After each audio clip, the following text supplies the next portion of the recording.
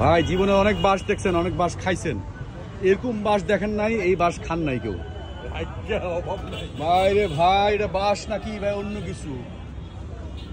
ভাই এটা বাঁশ গাছ। এটা কোন দেশি বাঁশ গাছ আপনারা কমেন্টসে জানাবেন ভাই। এটা জাতীয় বৃক্ষ মেলায় পাওয়া যাচ্ছে এই বাঁশ গাছ। অসাধারণ একটা বাঁশ। এক বাঁশ আপনি কতজনকে দিবেন? এই বাঁশ দিয়ে পসিবল ভাই। এই বাঁশের নাম আপনি জানেন মুরব্বী? রেঙ্গুন। রেঙ্গুন বাঁশ। আচ্ছা, এটা বলে রেঙ্গুন বাঁশ। এই যে আমাদের মুরব্বী বললো এটা রেঙ্গুন বাঁশ। তো যাই হোক, আমার জীবনে প্রথম দেখলাম যারা বাঁশ দিতে ওস্তাদ, বিশেষ করে যেসব লোক মানুষের পেছনে বাঁশ দেয়, তো তারা এই গাছটা নিতে পারেন। এই গাছটা নিলে সেই লেভেলে বাঁশ মানুষকে দিতে পারবেন, মানে অভাব নাই বাঁশে। এক বাঁশ গাছ নিবেন, কেবল খুঁটি কাটবেন পেছনে মানুষের।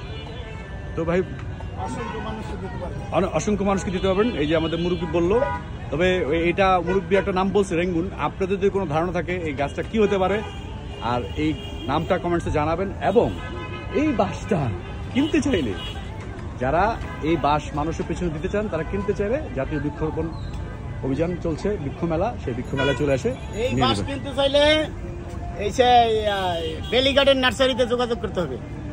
আচ্ছা, মুরব্বী বলে দিল বেলি গার্ডেন নার্সারি, এখানে আসতে পাবেন। তবে এই বাঁশটা আসলে অনেকের দরকার, যারা বাঁশ দিতে অভ্যস্ত মানুষের, তারা এই বাঁশ অবশ্যই কিনবেন, ছাদে একটা লাগাবেন অন্তত। ভালো থাকবেন সবাই।